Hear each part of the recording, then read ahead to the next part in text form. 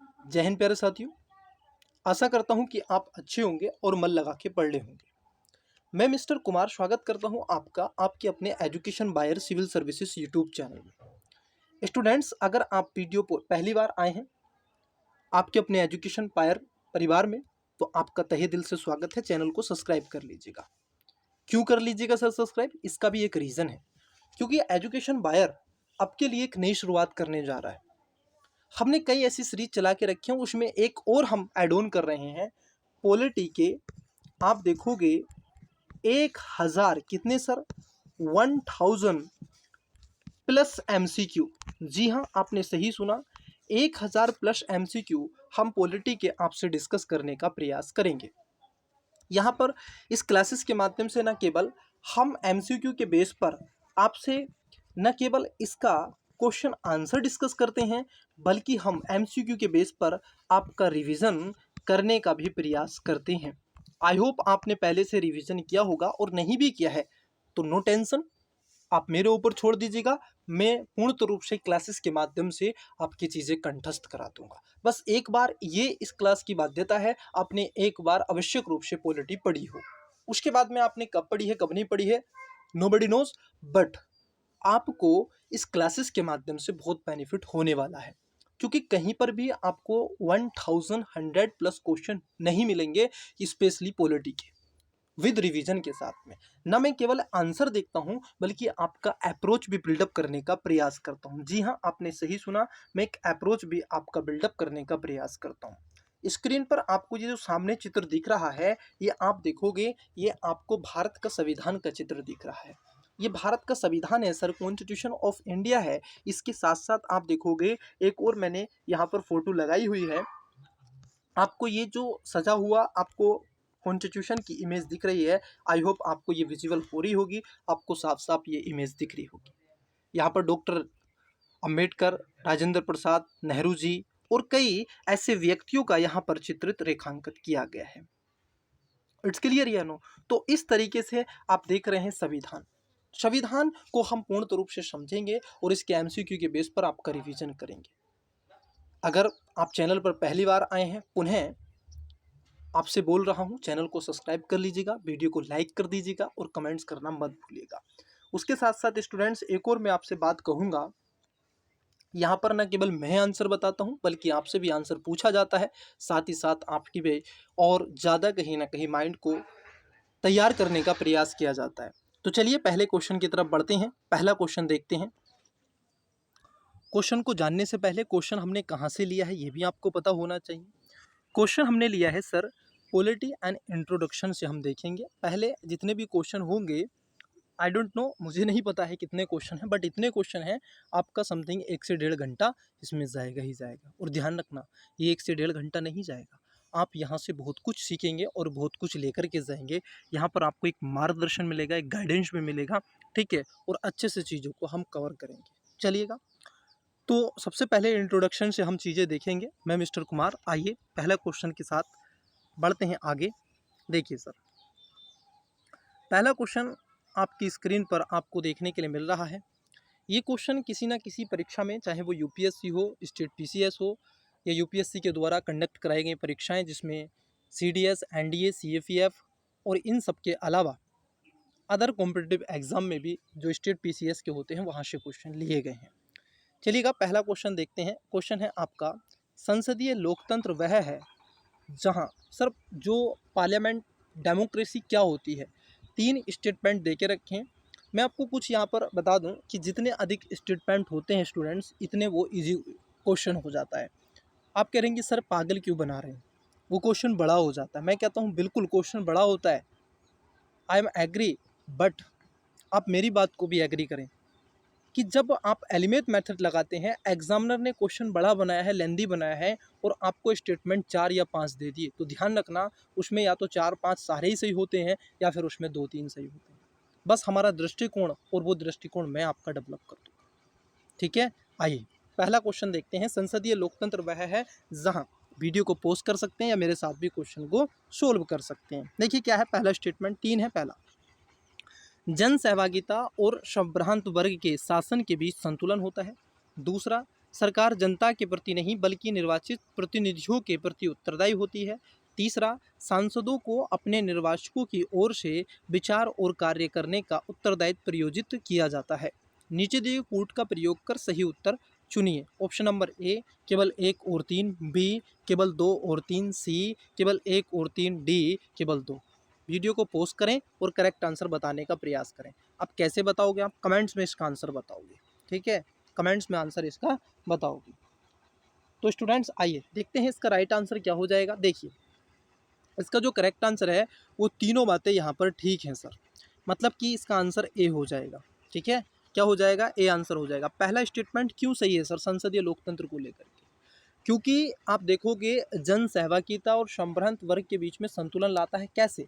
क्योंकि जन सामान्य से ही निकल करके आते हैं सर। आप देखोगे एमपी और एमएलए जो कि लोगों के द्वारा चुने जाते हैं और वो संभ्रांत वर्ग के व्यक्तियों में बैठ कर के अपनी बात को रखते हैं, उस समाज की, उस जनता की, उस जन सामान्य की बात को उठाने का प्रयास करते हैं as a parliament, as a Vidhan Sabha, Vidhan Parishad और लोकसभा। इट्स क्लियर है नो? पहला स्टेटमेंट इसलिए सही है। दूसरा है कि सरकार जनता के प्रति नहीं बल्कि निर्वाचित प्रतिनिधियों के प्रति उत्तरदायी होती है। ये बात भी ठीक है। क्या सरकार आपके प्रति उत्तरदायी है? नहीं।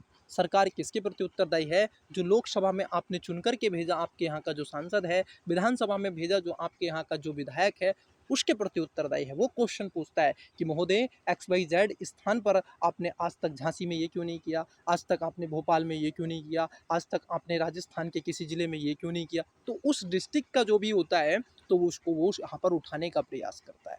तो ये भी बात क्या है आपकी ठीक हो जाती है।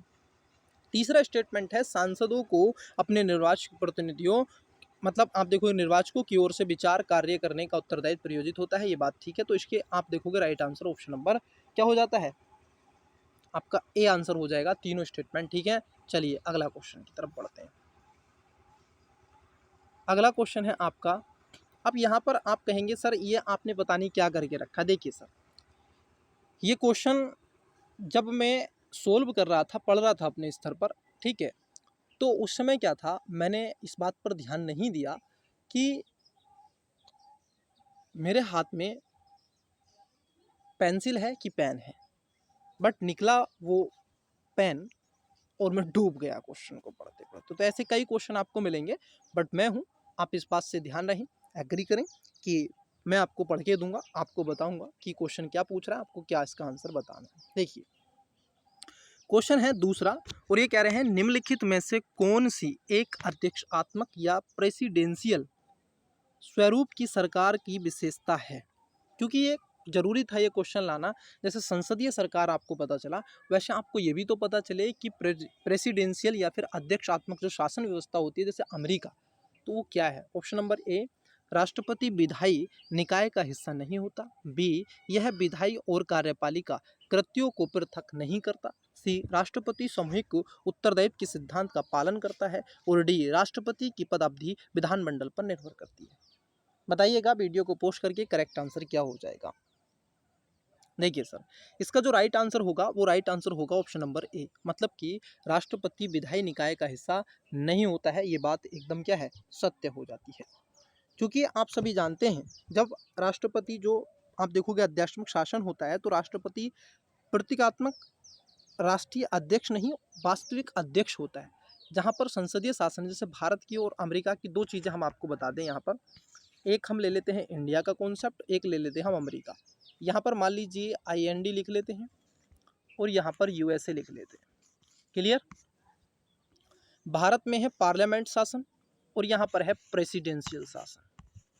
ठीक है, भारत में है पार्लियामेंट शासन। यहाँ पर आपने देखा होगा दो शासना अध्यक्ष होते हैं, एक होते हैं प्रेसिडेंट्स और एक होती है काउंसिल ऑफ मिनिस्टर, मतलब आप कह सकते हैं PM साहब होते हैं। ठीक है, कौन होते हैं? PM साहब होते हैं, प्राइम मिनिस्टर होते हैं। ठीक है, यहाँ पर प्रेसिडेंसी होता है। ठीक है, तो यहाँ पे आप देखोगे वास्तविक जो शासक है वो ये है, लेकिन नाम मात्र के इनके हाथ में प्रेसिडेंस की शक्ति होती है कि नहीं? वास्तविक शासन तो आपकी कार्यपालिका ही है। ठीक है, परंतु जो अध्यक्षात्मक शासन है वहाँ पर वास्तविक ही राज्य अध्यक्ष जो प्रेसिडेंस होते हैं। कार्यपालिका के प्रमुख की अगर हम बात कर ले तो राष्ट्रपति का चयन तो सीधे जनता करती है। आपने देखा होगा वोट होता है, अभी इलेक्शन होने वाला है अमेरिका में। ठीक है, वहाँ पर जो बाइडेन, दूसरी तरफ ट्रंप साहब हैं, तो दो पार्टी वहाँ पर ही हैं, ये बहुत टक्कर पर आ रही हैं। नोबडी नोज़ भविष्य क्या है, बट किसकी सरकार बनेगी मैं नहीं जानता, आपको पता है तो कमेंट बॉक्स में बताइएगा। तो वहाँ पर निर्वाचित मंडल में होता है, जनता डायरेक्टली उनको चुनती है 4 साल का। राष्ट्रपति आप देखो विधानमंडल का अंग नहीं होता है, इसमें सामान्य स्थिति में विधानमंडल से इसे हटाया नहीं जाता है, क्योंकि ये उसका क्यों नहीं होता है, क्योंकि जनता के द्वारा चुन करके आता है, इसलिए आप उसको हटा नहीं सकते, ठीक है। और कार्यपालिका को विधायिका की जिम्मेदारी नहीं निभानी होती है, ये भी आपको पता होना चाहिए, क्योंकि एक स्टेटमेंट में यहाँ पर कहा गया है कि कार्यपालिका कृत्यों से पृथक नहीं करता, विधायिका की कोई जिम्मेदारी इसको निभानी नहीं होती है, ये बात ठीक है। तो पहला इसका आंसर हो जाएगा ए। आइए अगले क्वेश्चन की तरफ बढ़ते हैं। देखिए क्वेश्चन नंबर 4। कई स्टूडेंट्स कह रहे होंगे सर अभी तो 2 कर रहे हैं, अब 4 कहाँ से आ गया, तीसरा कहाँ गया। देखिए स्टूडेंट्स, आप इसको क्वेश्चन नंबर 3 मान सकते हैं, नंबर से यहाँ पर मत जाइएगा, ठीक है, आप क्वेश्चन पे जाइएगा, ठीक है, क्योंकि मैंने वो क्वेश्चन लिए हैं। अब मान लीजिए अभी अध्यक्षात्मक शासन आपने पूरा कंप्लीट रूप से समझ भी लिया, अब मैं वही क्वेश्चन लगा दूँ तो सही नहीं होता है ना, उसमें टाइम ज़्यादा लगता है और वो क्वेश्चन रिपीट होते हैं उसी टाइप के, तो मुझे मैटर नहीं लगता। एक क्वेश्चन आपको अगर मिले और उसका 360 डिग्री हम घुमा लें तो उससे बेटर क्या, आपका रिवीजन भी हो जाता है और क्वेश्चन भी अटैम्प्ट हो जाता है। फिर इन फ्यूचर या आपको इसी क्लासेस में कोई क्वेश्चन दिखेगा, आप कटाक से उसका आंसर कर सकते हैं, ठीक है। चलिए तो क्वेश्चन देखते हैं नेक्स्ट। ये है अध्यक्षात्मक शासन प्रणाली के बारे में निम्नलिखित में से कौन सा ये से कथन सही है या फिर है, ठीक है। अध्यक्षात्मक शासन प्रणाली पूछा है, फिर से देख रहे हो। पहला है शासन अध्यक्ष राज्य अध्यक्ष भी होता है। दूसरा है कार्यपालिका विधायी कार्यों को बीटो कर सकती है। नीचे दिए कूट का प्रयोग कर सही उत्तर को चुनिए। ऑप्शन नंबर ए केवल 1, बी केवल 2, सी 1 और 2 दोनों, डी ना तो 1 ना ही 2। बताइएगा, बहुत इजी क्वेश्चन है, अभी मैंने इस पर चर्चा भी कर ली है, ठीक है। इसमें क्या हो जाएगा स्टूडेंट्स, दोनों बातें ठीक हो जाएंगी। पहला और दूसरा, शासन अध्यक्ष जो होता है राज्य वास्तविक अध्यक्ष होता है, जो प्रेसिडेंशियल गवर्नमेंट होती है। वहीं जो कार्यपालिका विधायिका की शक्तियों को क्या कर सकती है, बीटो कर सकती है, ये बात एकदम निश्चित है। तो आंसर इसका सी हो जाएगा। इन सब के अलावा आप ये भी जानते हैं, क्योंकि राष्ट्रपति जनता के द्वारा प्रत्यक्ष रूप से सुनकर के आता है, तो जनता के प्रति उत्तरदायी भी होता है। और राष्ट्रपति केवल प्रतीकात्मक नहीं अपितु अध्यक्षात्मक शासन और वास्तविक राष्ट्रीय राज्य अध्यक्ष होता है। और कार्यपालिका का ये प्रमुख होता है, ये भी आपको ध्यान में रहेगा। विधानमंडल का ये अंग नहीं होता है, बस इसको ध्यान में आपको रखना है। राष्ट्रपति पर यह बाध्यता नहीं होती है कि विधायिका के सदस्यों को अपने मंत्रिमंडल का चयन करें। कार्यपालिका विधायी के कार्यों को बीटो कर सकती है। ये बात, दोनों बातें क्या है, करेक्ट हो जाती हैं। आइए अगले क्वेश्चन की तरफ बढ़ते हैं। नेक्स्ट क्वेश्चन देखते हैं। स्टूडेंट्स, मैं थोड़ा लिखता कम हूँ, परंतु आपको समझाने का जो प्रकरण है मेरा बहुत ज़्यादा रहता है। और मैं आपको बता दूँ, आप अगर, क्योंकि देखो अब मैं लिखने लग गया तो क्लास की जो लेंथ है, ड्यूरेशन है, वो बहुत बड़ी हो जाएगी, ठीक है। तो इसलिए मैं चाहता हूँ कि बड़ी ना हो और छोटी क्लास रहे और आप भी इस चीज़ से एग्री करते हैं। कम समय में अधिक क्वेश्चन मेरा रहता है उद्देश्य। क्वेश्चन है, संकीर्ण राजनीतिक सांस्कृतिक सामान्यतः कहाँ देखी जाती है। क्या पूछ रहे हैं, संकीर्ण राजनीतिक सामान्यतः संस्कृति कहाँ देखी जाती है। ए विकासशील समाज में, बी बहुदलीय पद्धति वाले समाज में, सी विकसित समाज में, और डी राजतंत्रीय समाज में। वीडियो को पोस्ट करें और राइट आंसर बताने का प्रयास करें। देखिए जो संकीर्ण की बात कर रहे हैं ये, ठीक है, संकीर्ण क्या है पहले इस शब्द को समझते हैं, लेकिन इसका जो तात्पर्य है, राइट आंसर हो जाएगा ऑप्शन नंबर ए। विकासशील समाज में आपको संकीर्ण राजनीति मिलेगी, मतलब एक तरीके से ट्रांजिशन जोन से गुजर रही होगी। उनके अभी सामने एक इथिकल डायलेमा होगा कि हम अध्यक्षात्मक शासन की तरफ रहें या फिर हम खासतौर पर विकासशील की तरफ, आप देखोगे प्रेसिडेंशियल की तरफ रहें, या फिर हम पार्लियामेंट के शासन की तरफ रहें। तो उस तरीके से उनके प्रति इथिकल डायलेमा होता है, क्योंकि वो विकासशील होते हैं, ठीक है। तो इसमें एक प्रॉब्लम है, ठीक है, क्योंकि उस सांस्कृतिक व्यवस्था नागरिकों को सरकार और शासन के बारे में केवल सीमित जागरूकता भी होती है, इसका एक ये रीज़न होता है। तो उनको पूर्णतः रूप से नहीं है। जैसे भारत में आप देखोगे बहुत कम अवेयरनेस है, बस उनको पता है लोकसभा का इलेक्शन है, अभी आप सारे इलेक्शन एक साथ करवा दीजिए, 50% से ज़्यादा वोट कैंसिल हो जाएंगे। ये मैं इस बात की गारंटी ले सकता हूँ। 50% से ज़्यादा वोट भारत के अंदर आप देखोगे क्या हो जाएंगे सर, 50% से ज़्यादा जो मत हैं, आपके जो वोट हैं, अगर आप उनकी बात कर लें तो 50% से वोट क्या हो जाएंगे, ज़्यादा कैंसिल हो जाएंगे। ये बात आपको पता होना चाहिए। अभी इतनी केवल ये पता है, पॉलिटी के प्रति, राजनीति के प्रति, गवर्नेंस के प्रति थोड़ी जागरूकता, अवेयरनेस तो है समाज के अंदर, बट लेकिन इतनी भी नहीं है कि आप सबका इलेक्शन एक साथ करवा दें। और एक साथ वन नेशन वन इलेक्शन की बात हो रही है कि नहीं, तो वहाँ पर सारे इलेक्शन एक साथ करवा दो, लगा के ग्राम प्रधान का, उसके साथ साथ जिला पंचायत का, उसके साथ साथ उसी में कई इलेक्शन होते हैं, 3-4 होते हैं, फिर उसके बाद में आप देखोगे सीएम का, फिर पीएम का, तो सारे इलेक्शन करवा दो। ठीक है, देखो तुम 50% से ज़्यादा वोट आप देखोगे पेंडिंग चला जाएगा, कैंसिल हो जाएगा, गलत वोट पड़ जाएगा। ठीक है, तो ये दिखाई देता है। खास तौर पर आप देखोगे इसको खास तौर पर 4 वर्गों में विभाजित किया जाता है, जैसे संकीर्ण राजनीतिक संस्कृति, प्रतिभागी राजनीतिक जिसमें विकसित समाज में पाई जाती है, और नागरिकों को राजनीतिक तंत्र के बारे में पर्याप्त जागरूकता भी मिलती है।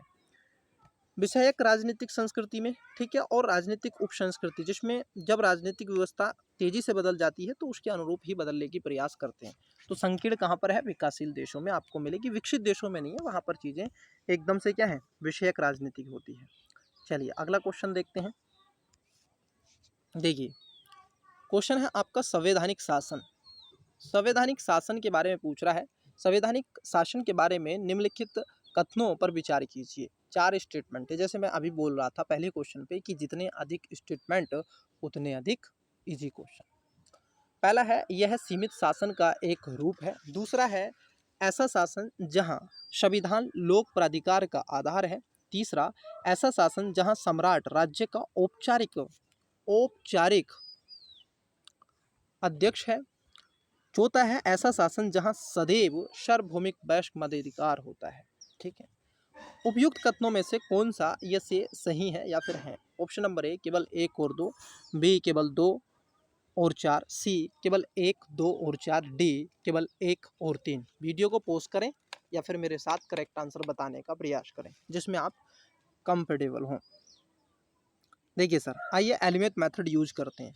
मैं कई बार आपको बताता हूँ कुछ टर्मोलॉजी। अगर आपने हिस्ट्री, इकोनॉमी, ज्योग्राफी की क्लास अगर की है, जो एमसीक्यू वाली चल रही है, अभी ये सीरीज एमसीक्यू वाली है, ठीक है, अब मैं अकेला और कितनी सारी क्लासें मुझे करनी होती हैं, तो इसको थोड़ा सा मैनेज करना होता है, ठीक है, उसके अनुसार ही। तो यहाँ पर कुछ टर्मोलॉजी मैं लिखवाता हूँ हमेशा, इस क्लास में भी अभी मैं आपको बताऊँगा इसी क्वेश्चन में। देखिए, जैसे मैंने कहा सदैव एक वर्ड है, सभी है, केवल है, ठीक है, हो नहीं सकता, मुख्यतः, लगातार, ठीक है, ये कुछ ऐसे हैं जैसे लगातार वृद्धि इकोनॉमी गलत हो जाता है। तो ये सदैव है, सभी हैं, हमेशा, तो ये गलत क्वेश्चन होते हैं। ठीक है, तो यहाँ पर सदैव दे के रखा है तो इसको कट कर दीजिए। It's clear you know. तो ये सदैव वाला तो है नहीं कि सार्वभौमिक वशमाधिकार होगा, भाई देखो ऐसा संभव नहीं है। अगर भारत की बात कर लो, भारत में संवैधानिक शासन है, आगे नहीं भाई, सरकार संविधान के निर्माण से तो हुई है, सुनकर के आती है। ब्रिटेन में भी लो, अमेरिका में भी लो, क्या अमेरिका के लोग, आज अमेरिका इतना विकसित है कि वहाँ की जो जनजाति है उसको वोट डालने का राइट्स मिला हुआ है? क्या भारत में इतने ट्राइब्स आपको देखने के लिए मिलती है, क्या उन्हें सबको वोट डालने का वयस्क मताधिकार है? नहीं ना, उनको नहीं है, वो नहीं जाते हैं, वो उस चीज़ से वाकिफ़ ही नहीं। तो इसलिए चौथा स्टेटमेंट तो देखो आपका गलत है, तो आंसर सी नहीं हो सकता और आंसर भी नहीं हो सकता, जहाँ 4 है वो नहीं होगा। तीसरा भी देखो, ऐसा शासन जहाँ सम्राट राज्य का औपचारिक अध्यक्ष होता है, सम्राट, ये गलत है सर। सम्राट मतलब कि तुम राजा की बात करो, किंग की बात करो।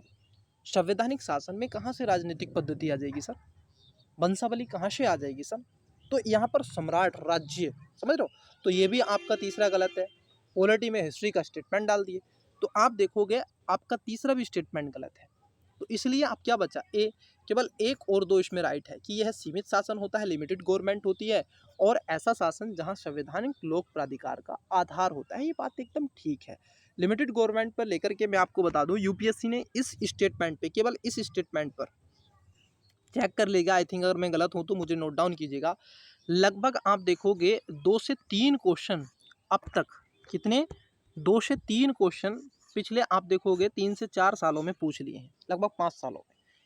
इस स्टेटमेंट पे सीमित, लिमिटेड गवर्नमेंट, डायरेक्ट करके क्वेश्चन पूछे। ठीक है, ये आपको पता होना चाहिए। आपने शायद देखे या नहीं देखे, लेकिन मैंने अच्छे से एनालिसिस किया है तो मुझे एक अनुभव ठीक ठाक है। ठीक है, तो इसको हम संवैधानिक शासन कहते हैं। ठीक है, यहाँ तक चीज़ें क्लियर होगी। चलिए अगली बात कर लेते हैं, अगली बातों की तरफ बढ़ते हैं, अगला क्वेश्चन देखते हैं। देखिए सर, यहाँ पर भी कुछ उसी टाइप का क्वेश्चन पूछा गया है। ये कह रहे हैं कि निम्नलिखित कथनों पर विचार कीजिए। 2 स्टेटमेंट है। पहला, सार्वभौमिक वयस्क मताधिकार का अर्थ है कि देश के सभी वयस्क नागरिकों को वोट देने का अधिकार होता है। सार्वभौमिक वयस्क मताधिकार, यहाँ पर एक शब्द है सभी, ऑल। दूसरा स्टेटमेंट है लोगों का निर्णय ही लोकतांत्रिक सरकार का गठन करता है और उसके कामकाज के बारे में फैसला देता है। उपयुक्त कथनों में से कौन सा ये से कथन सत्य है या फिर है? ऑप्शन नंबर ए केवल एक, बी केवल दो, सी एक दो और दोनों, डी ना तो एक ना ही दो। वीडियो को पॉज करें और राइट आंसर बताने का प्रयास करें। आइए देखिए स्टेटमेंट को समझ लेते हैं। इसका जो करेक्ट आंसर हो जाएगा, सत्य पूछा है तो सी इसका राइट आंसर हो जाएगा। दोनों बातें क्या है यहाँ पर सत्य हैं। आइए देखते हैं। यहाँ पर पहला स्टेटमेंट पढ़ लेते हैं, देखो क्या कहा गया है, समझाते हैं। सार्वभौमिक वयस्क मताधिकार का अर्थ है कि देश के सभी वयस्क नागरिकों को वोट देने का अधिकार हो। यहाँ पर देखो एक टर्मोलॉजी डाली गई है। अब कुछ स्टूडेंट्स कह रहे होंगे कि सर आप कहते हैं सभी, केवल, ऐसे जो शब्द हैं वो गलत होते हैं। मैं कहता हूँ कि हाँ महोदय, वो 95% क्वेश्चन क्या है गलत होता है, लेकिन वो सभी क्वेश्चन 5% तो रह गए भाई। 5% ऐसे भी होते हैं जो सही होते हैं। आप केवल सभी के बेसिस पर क्वेश्चन को गलत नहीं कर सकते। पहली बात, आप स्टेटमेंट को पूरा पढ़िए, देखिए इन्होंने क्या पूछा है, जरा समझना। देखो सार्वभौमिक वयस्क मताधिकार, देखो का यह अर्थ है कि देश के सभी वयस्क नागरिकों को, यहाँ पर एक शब्द डाल दिया गया है वयस्क, मतलब जिसकी आयु 18 साल हो गई है उसको वोट देने का राइट होना चाहिए। बिल्कुल भारत में ऐसा ही है भाई। आप जो वोट देना चाहता है, जिसका वोट बनेगा, अगर वो चाहता है कि मैं पार्टिसिपेट करूं पॉलिटिक्स में, ठीक है, राजनीतिक व्यवस्था में, तो मैं वोट दूं। 18 वर्ष का हो गया, मुझे वोट देने का अधिकार है। पहले 21 वर्ष हुआ करता था, आप सभी वाकिफ है। तत्कालीन सरकार ने इस बात को किया, ठीक, 1985 में ये बात हुई। तो मतलब क्या है कि यहाँ पर वयस्क शब्द डाल दिया, और यहाँ पर अगर मान लीजिए वयस्क ना डाल के यहाँ पर केवल इतना लिख देता कि सभी नागरिकों को वोट देने का अधिकार है, तो ये स्टेटमेंट गलत हो जाता। ये वयस्क शब्द नहीं होता यहाँ पे, तो मैं इस स्टेटमेंट को 100% गलत कर देता। लेकिन एक शब्द यहाँ पर वयस्क डाल दिया, तो इस वजह से ये स्टेटमेंट क्या है आपका सही हो जाता है। इट्स क्लियर या नहीं? दूसरा है कि लोगों का निर्णय ही लोकतांत्रिक सरकार का गठन करता है और उसके कामकाज के बारे में फैसला देता है। ये बात सही है। लोकतंत्र, डेमोक्रेसी का मतलब ये है जहाँ पर लोग फैसला ले सकें कि आप नियम क्या बनाओगे। जैसे सरकार मान लीजिए कोई कानून बनाना चाहती है, ठीक है, और जनता ठान ले पूरे देश की, मान लो भारत की हम बात कर रहे हैं, भारत की सरकार कोई कानून बनाना चाहती है और जनता को लगता है कि नहीं, जैसे अभी हाल ही में मान लीजिए यूनिफॉर्म सिविल कोड की बात होती है कि नहीं? यूनिफॉर्म सिविल कोड की बात होती है, यूसीसी की बात होती है कि नहीं? यूसीसी की बात होती है, बताइए होती है कि नहीं? आर्टिकल 44 डीपीएसपी होती है कि नहीं? आर्टिकल 44 की बात अगर सरकार तत्कालीन में अगर इसको लेकर के आएगी तो देश के अंदर हिंसाएं भड़क जाएंगी। देश में आप देखोगे बहुत ज़्यादा आंदोलन होंगे, विद्रोह होंगे और सरकार को वो बिल वापस लेना पड़ेगा, क्योंकि भारत एक डेमोक्रेटिक लोकतांत्रिक गणराज्य है सब, ठीक है। तो इसमें जो सत्य है वो दोनों कथन आपके क्या हो जाते हैं, सत्य हो जाते हैं, इसमें कोई गलत नहीं। मैं फिर से बता रहा हूँ, अगर शब्द आपको, देखिए फिर से एक बार गौर कर लीजिएगा, ठीक है, मैं फिर से बता रहा हूँ कहाँ गलत होगा। मान लीजिए आपसे शब्द दे दे केवल, क्या दे दे, आपको शब्द दे दिया केवल, सभी, सार्वभौमिक, सदैव, सदैव, लगातार, वृद्धि कर, ऐसे दे देता ना, लगातार वृद्धि, इकोनॉमी में आता है ये, ठीक है। केवल है, सभी है, सदैव है, लगातार है और अधिक है, और एक और है मुख्यतः। जहाँ मुख्यतः आ जाता ना वहाँ पर, तो ये शब्द वह हैं जहाँ पर गलत होने के चांसेस ज़्यादा आपके रहते हैं। स्टेटमेंट गलत होता है 95%। मैं आज भी इस बात की गारंटी ले रहा हूँ और अभी भी गारंटी ले रहा हूँ। लेकिन 5% ये भी ध्यान रखना, 5% स्टेटमेंट सही होता है क्वेश्चन। कभी आप हर जगह इसको चिपका, लेकिन जहाँ पर हो उसको स्टेटमेंट को जरा अच्छे से पढ़िए। जैसे अभी मैंने दिखाया ना, वहाँ पर अगर वयस्क हटा देता, वहाँ पर कह देता कि सभी नागरिकों को, तो गलत हो जाता। उन्होंने वयस्क शब्द को जोड़ करके स्टेटमेंट को सही कर दिया, ठीक है। ये तो होते हैं सर गलत। ऐसे मान लीजिए कुछ अगर आपको दे दे, कुछ शब्द, कुछ है, संभावना है,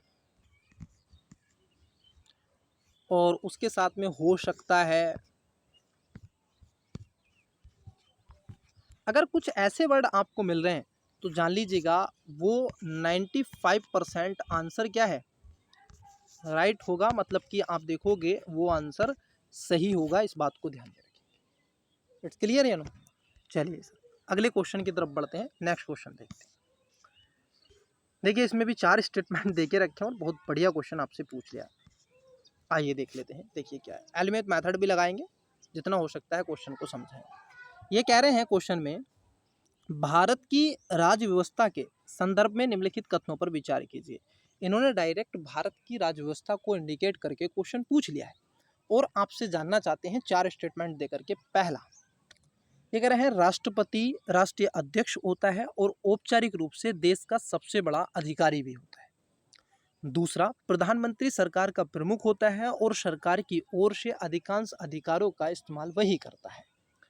तीसरा, मंत्रिपरिषद की नियुक्ति राष्ट्रपति द्वारा स्वेच्छा से की जाती है। चौथा, संसद केवल लोकसभा व राज्यसभा से मिलकर बनी है। पूछ रहा है उपयुक्त कथनों में से कौन सा ये से असत्य है या फिर है, गलत पूछा है। ऑप्शन नंबर ए केवल 1 और 2, बी केवल 1, 2 और 3, सी 1, 2, 3 और 4, डी उपयुक्त सभी। वीडियो को पॉज करें और राइट आंसर बताने का प्रयास करें। बहुत ही बढ़िया क्वेश्चन है, बहुत ही अच्छा क्वेश्चन है और बहुत सॉलिड क्वेश्चन है। थिंकिंग पर क्वेश्चन है, कॉन्सेप्ट पर क्वेश्चन है, कॉन्सेप्चुअल क्वेश्चन है। आइए असत्य पूछा है, गलत। सबसे पहले चौथा स्टेटमेंट पढ़ते हैं। चौथे स्टेटमेंट पे ये कूद कूद के कह रहे हैं कि महोदय, संसद के अंदर केवल लोकसभा और राज्यसभा होती है। यहाँ पर एक वर्ड भी दे दिया है, केवल। क्या आपको ये मालूम है कि भारत की पार्लियामेंट केवल लोकसभा से मिलकर बनी है, राज्यसभा से मिलकर बनी है? नहीं ना। देखो दो चीज़ें हैं। अगर आपसे संविधान के आर्टिकल 79 में कहा गया है कि भारत में एक पार्लियामेंट होगी, मतलब संसद होगी, जिसके दो क्या होंगे सर, सदन होंगे, जिसमें लोकसभा होगी और राज्यसभा होगी। ये क्या है सर, इसके सदन है। ये ध्यान रखना, मैं एक शब्द यूज कर रहा हूँ यहाँ पे, ये इसके सदन है, फिर से यूज कर रहे हैं, सदन है। परंतु अगर इसके अंगों की बात कर लो तो एक प्रेसिडेंट्स भी इसके सदस्य होंगे। तो आप देखोगे अगर ये इसमें अंग पूछ ले कि बनी है किससे, तो ये 3 है सर, ये इसके अंग हैं और अंग हैं तो 3 हैं। अब यहाँ पर 2 की बात की गई है। अगर ये सदन दे देता, 2 सदनों से मिलकर बनी है, तो मैं उस स्टेटमेंट को करेक्ट मान लेता, परंतु ये असत्य है, मतलब गलत है। तो आंसर आपका ए नहीं होगा, आंसर आपका बी नहीं होगा, क्योंकि चौथा गलत है। तीसरा स्टेटमेंट है कि मंत्रिपरिषद की नियुक्ति राष्ट्रपति द्वारा स्वेच्छा से की जाती है। क्या ऐसे होता है? संविधान का एक आर्टिकल है, अगर आई होप आपने गौर किया होगा, आर्टिकल 74। उसमें कहा गया है कि जो राष्ट्रपति होंगे उनके लिए एक मंत्रिपरिषद होगी, जिसकी नियुक्ति संविधान के आर्टिकल 75 के अनुसार प्राइम मिनिस्टर की नियुक्ति के साथ साथ और प्राइम मिनिस्टर के सुझाव पर, कहने पर, राष्ट्रपति उनको शपथ दिलाएंगे और उनके प्रसाद पर्यंत ही क्या करेंगे, जो मंत्री होगी, काउंसिल ऑफ मिनिस्टर होंगे, वो अपना पद धारण करेंगे। परंतु राष्ट्रपति की स्वेच्छा से नहीं होता है। इट्स क्लियर या नो? तो राष्ट्रपति की कोई स्वेच्छा नहीं होती है, तो तीसरा स्टेटमेंट भी गलत है। इट्स क्लियर या नो? दूसरे स्टेटमेंट पे आइए। प्रधानमंत्री सरकार का प्रमुख होता है और वह सरकार की ओर से अधिकांश अधिकारों का इस्तेमाल करता है। ये बात एकदम करेक्ट है। आपने बहुत सारी विजिट देखी होंगी, देखे होंगे, बहुत सारे ऐसे इवेंट देखे होंगे जहाँ पर प्राइम मिनिस्टर देश के मोदी जी जाते हैं, भाषण देते हैं, रैलियाँ करते हैं, ठीक है, और बहुत सॉलिड पॉलिटिशियन है वो भारत के, ठीक है। पहला स्टेटमेंट देखिए, तो दूसरा तो ठीक है। पहला स्टेटमेंट, राष्ट्रपति राष्ट्रीय अध्यक्ष होता है और औपचारिक रूप से देश का सबसे बड़ा अधिकारी होता है। आप कहोगे कि भारत का प्रथम नागरिक भी यही होता है। संविधान का एक आर्टिकल है, आई होप, जैसे प्रधानमंत्री को लेकर के आर्टिकल 75 है कि भारत का एक प्राइम मिनिस्टर होगा। हालांकि ये बात स्पष्ट नहीं है, परंतु आप देखोगे भारत का एक प्राइम मिनिस्टर होगा जिसकी नियुक्ति राष्ट्रपति के द्वारा करवाई जाएगी, ठीक है। और ये मंत्रिपरिषद का प्रमुख होगा, ठीक है, इसका अध्यक्ष होगा, इसमें बताया गया। परंतु अगर हम बात कर लें राष्ट्रपति के बारे में, ये जो अध्यक्ष की बात की गई है, संविधान का एक आर्टिकल है सर, आर्टिकल आप देखोगे 52 उसमें साफ साफ यही कहा गया है कि भारत का एक राष्ट्रपति होगा। और उसके साथ साथ 53 एक आर्टिकल है, वो कहता है कि जो राष्ट्रपति होगा, जो आपकी कार्यपालिका होगी, उसकी शक्ति राष्ट्रपति में नियुक्त होगी, ठीक है। और उसके साथ साथ राष्ट्रपति भारत का प्रथम नागरिक होगा और उसके साथ साथ राष्ट्रीय अध्यक्ष होगा। कैसा होगा? राष्ट्रीय अध्यक्ष होगा। मैं आपका ध्यान यहाँ पर इसलिए आकर्षित करना चाहूँगा, कोई भी अब इवेंट हो भारत के अंदर, ध्यान रखना, मैं आपको इस बात को दिमाग में कंठस्थ करके डाल लीजिएगा। कोई भी इवेंट हो, जैसे आप देखोगे कोई समिट होती है या दो देशों के बीच में वार्तालाप होती है और कोई वहाँ पर एग्रीमेंट होता है, जैसे अभी हाल ही में पिछले दिन यूएई के साथ में, सऊदी अरब के साथ में आप देखोगे भारत का इवेंट हुआ कई ऐसे। तो एक तरफ इस वाली ऐसे टेबल होगी ये बीच में, इट्स क्लियर, इधर देश के राष्ट्रपति बैठेंगे और इधर जो विदेशी हैं, जो भी अतिथिगण हैं वो बैठेंगे, इधर से ये बोलेंगे और उधर से वो बोलेंगे, फिर उस पर सिग्नेचर हो जाएंगे और वो एग्रीमेंट स्वीकार कर लिया जाएगा। ऐसा होता है। तो राष्ट्रपति के मोहर पर, राष्ट्रपति के आप देखोगे कहने पर, राष्ट्रपति के सिग्नेचर से वो चीज़ें होती हैं। तो ये बात एकदम ठीक है। तो इसका जो राइट आंसर है, क्योंकि असत्य पूछा है, तो आप देखोगे इसका right answer option number C हो जाएगा, मतलब कि 3 और 4 इसमें गलत हैं और 1 और 2 सत्य हैं। इट्स क्लियर या नो? इट्स क्लियर या नो? आइए अगले क्वेश्चन की तरफ बढ़ते हैं। अगले क्वेश्चन देखते हैं। सर यही मेरा तरीका रहता है हर एक क्वेश्चन को सोल्व करवाने का, ठीक है। आप देख लीजिएगा, आपको अगर सेशन पसंद आता है तो लाइक भी बनता है, कमेंट्स भी बनता है। आइए अगला क्वेश्चन देखते हैं। 10वां क्वेश्चन है कि निम्नलिखित में से कौन सा ऐसे लोकतंत्र में सत्ता के क्षैतिज बंटवारे को निरूपित करता है या करते हैं? किसको सर? लोकतंत्र में सत्ता के क्षैतिज बंटवारे को निरूपित करता है या करते हैं? देखो दो होते हैं, एक होता है क्षैतिज, एक होता है आपका लंबत। लंबत है ये और क्षैतिज है ये। आइए अब उसी पर बात कर रहे हैं। कौन करता है लोकतंत्र के क्षैतिज बंटवारे को? पहला है कार्यपालिका, विधायिका, न्यायपालिका। दूसरा है केंद्र सरकार, राज्य सरकार और स्थानीय सरकार। इन दोनों पर आइए स्टेटमेंट पर कूट है केवल एक, बी केवल दो, सी एक, दो और दोनों, डी ना तो एक नहीं तो। बताइएगा इसका करेक्ट आंसर क्या हो जाएगा, ठीक है। बताइएगा इसका राइट आंसर क्या हो जाएगा। देखिए क्षैतिज की बात की है, मैं आपको यहाँ पर एक बता देता हूँ। देखिए कैसे इसमें क्वेश्चन में आंसर छुपा हुआ है। ये मैं कहता हूँ कि आपको कुछ चीज़ें देखो, जब आप पेपर में बैठे हैं, एग्जाम देने जा रहे हैं, तो आपका अप्रोच केवल क्वेश्चन का आंसर ही नहीं होना चाहिए, बट हाँ वो केंद्र में होना चाहिए। लेकिन क्वेश्चन को समझ के पढ़ने के पश्चात केवल क्वेश्चन का आंसर आए वो तो ठीक है, लेकिन उसको और तरीके से भी देखो। कैसे यहाँ पर पूछा है क्षैतिज बंटवारा, कई स्टूडेंट्स को नहीं पता होता है कि सर ये क्या है क्षैतिज बंटवारा, ठीक है। देखो क्षैतिज बंटवारे का मतलब होता है, जैसे मान लीजिए कि ये सत्ता है, अब इसको बांट दो, ऐसे ये बंट गई। तो ये बात ठीक है। आप देखोगे कार्यपालिका जिसमें एग्जीक्यूटिव होती है, लेजिस्लेटिव होती है, और आप देखोगे न्यायपालिका जिसको हम क्या बोलते हैं, सुप्रीम कोर्ट होती है, ऐसे लिख देते हैं। तो ये क्या है, ये आप देखोगे इनको इक्वल पावर दे के रखी है।